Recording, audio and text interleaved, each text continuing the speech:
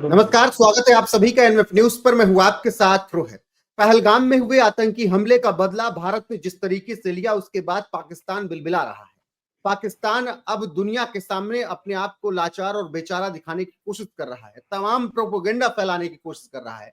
हालांकि पाकिस्तान का प्रोपोगेंडा पूरी दुनिया के सामने एक्सपोज हो रहा है, लेकिन जिस तरीके से भारतीय सेना ने मारा और रुलाया, उसके बाद पाकिस्तान में कोहराम मचा हुआ है।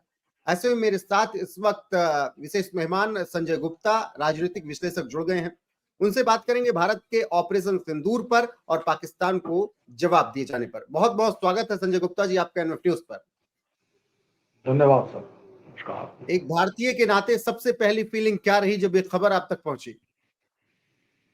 देखिए, ये एक बड़े गर्व और सम्मान की बात है कि अगर किसी देश के नागरिकों पर कोई आतंकवादी संगठन और कोई देश इस तरह से शामिल हो और उसके बाद किसी देश के नागरिकों को इस तरह से मारने के बाद अगर कोई देश रिटेलिएट ही ना करे तो फिर वो देश कैसा और सम्मान कैसा। तो मुझे लगता है कि जिस तरह से हमारे देश के प्रधानमंत्री साहब ने और हमारे देश की सेना ने रिटेलिएट किया है और पाकिस्तान में घुस कर आतंकवादी संगठनों को, जी उनके जी ठिकानों को निशाना बनाया है, ये जी बिल्कुल। एक अच्छा कदम है। और इस तरह के कदम हम्म जब भी कभी कोई हम्म आतंकवादी संगठन इस तरह की कोई हिमाकत करता है तो उसके खिलाफ हम्म हमेशा ही उठने चाहिए। और अगर हाँ पहले इस तरह से कदम उठे होते हमेशा ही तो शायद हम्म आज ये नौबत ना होती। जी। लेकिन संजय जी, इस देश में कुछ लोग पिछले 13 दिन से मजाक भी बनाने की कोशिश कर रहे थे, कहे बहुत मीटिंग चल रही है, बहुत मीटिंग चल रही है, कुछ नहीं करेंगे मोदी जी। नहीं, ऐसा नहीं है। मोदी जी ने तो जो काम किया है वो मेरे ख्याल से मुझे लगता है कि पहले किसी प्रधानमंत्री साहब ने इस तरह से नहीं किया।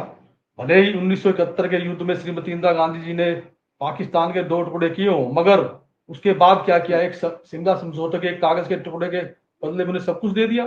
जी ऐसे इतनी इतनी मेहनत की हमारी सेना ने, उनके जी जी 2 टुकड़े किए, उनको उनको युद्ध में हराया, उसके बाद सभी चीजें वापिस एक सिर्फ समझौते के टुकड़े में वापिस देना ये सही नहीं था। और जी जिस तरह से प्रधानमंत्री नरेंद्र मोदी साहब ने पहलगाम के बाद एक और था जो पुलवामा था, पुलवामा के बाद जिस तरह हाँ से बालाकोट सर्जिकल स्ट्राइक की गई थी, किसी तरह से पहलगाम के बाद जिस तरह से सर्जिकल स्ट्राइक की है, ये एक अच्छा हम्म कदम है और इसी हाँ तरह के कदम उठते रहने चाहिए। बिल्कुल संजय जी, इस तरीके के कदम उठते रहने चाहिए, लेकिन पाकिस्तान प्रोपोगंडा फैला रहा है और इस प्रोपोगंडा के तहत जिस तरीके से तमाम अफवाहें फैला रहा है पाकिस्तान, उस पर आपकी राय क्या है?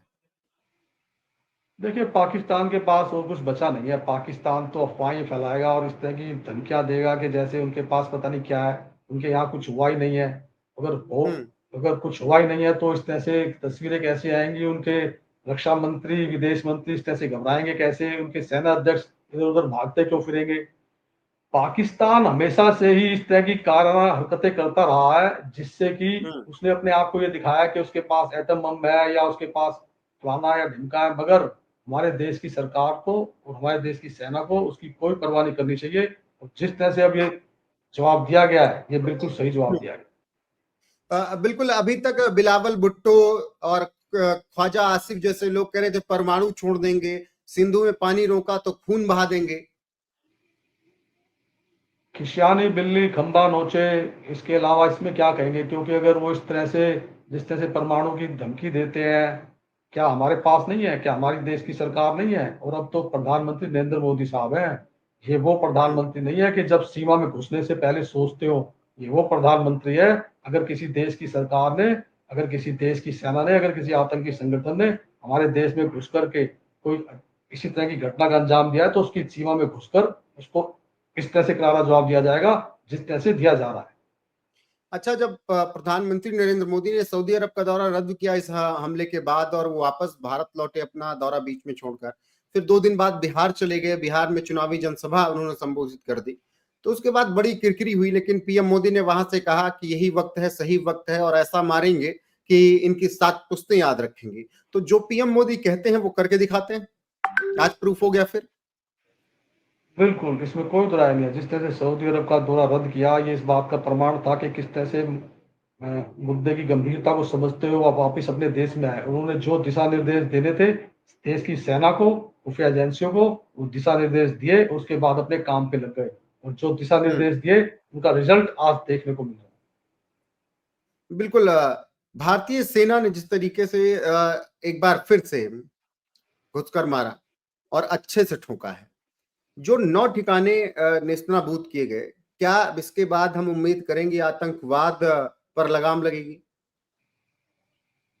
इससे आतंकवादियों संगठनों में और पाकिस्तान की सेना में जो उनके जनरल है वो इस बात को ध्यान में रखेंगे कि अब अगर इस तरह की किसी भी तरह की हिमाकत की तो किस तरह से उनके ऊपर वार हो सकता है, क्योंकि ये जो हमला किया गया है, ये जो भारत सरकार ने सेना ने जवाब दिया है, इससे हर आदमी सोचेगा पाकिस्तान का, पाकिस्तान के सेना अध्यक्ष भी सोचेंगे, पाकिस्तान के राजनीतिक लोग भी सोचेंगे और पाकिस्तान की जनता भी सोचेगी कि इस तरह के आतंकवादी घटनाओं को अंजाम देने की बजाय किसी और रास्ते को तलाशे, भारत से संबंध किस तरह से अच्छे बनेंगे इस बात को तलाशे, ना कि आज देश और दुनिया बहुत आगे निकल चुके हैं। आज पाकिस्तान के सेना अध्यक्ष ने अभी एक मीटिंग में कहा था उन्होंने कि हमारे रीति रिवाज अलग हैं, हमारे संस्कार अलग हैं।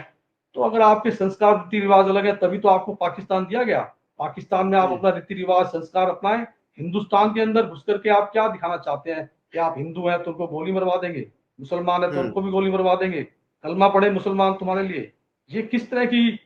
और जिस तरह से मुस्लिमों ने भी देश की सेना के साथ और सरकार के साथ खड़ा होकर ये दिखाया कि हम पहले भारतीय हैं, इससे पता चलता है कि हिंदुस्तान के अंदर रहने वाला हर नागरिक हिंदुस्तानी है, चाहे वो हिंदू है चाहे मुसलमान है।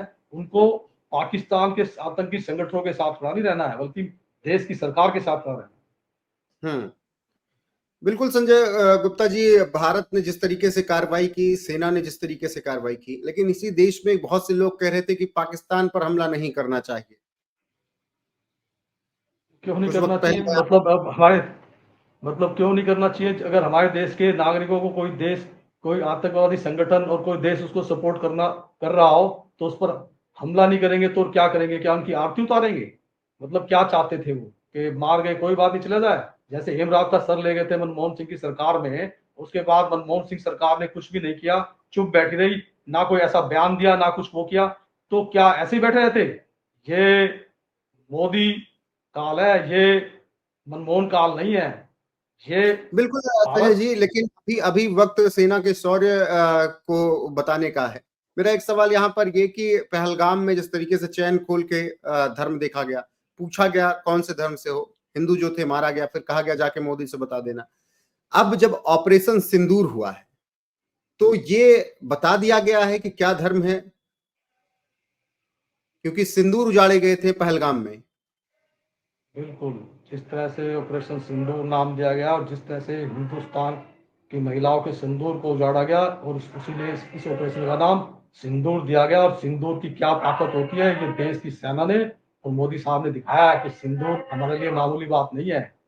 हमारी बहनों का सिंदूर उजाड़ने के बाद कोई भी आतंकी संगठन या कोई भी देश सही सलामत नहीं रह सकता। जिस तरह का एक्शन लिया वो इस बात का प्रमाण है। बिल्कुल आखिरी में एक टिप्पणी और, अभी क्या लग रहा है कि अभी पाकिस्तान को और मारेंगे हम सब?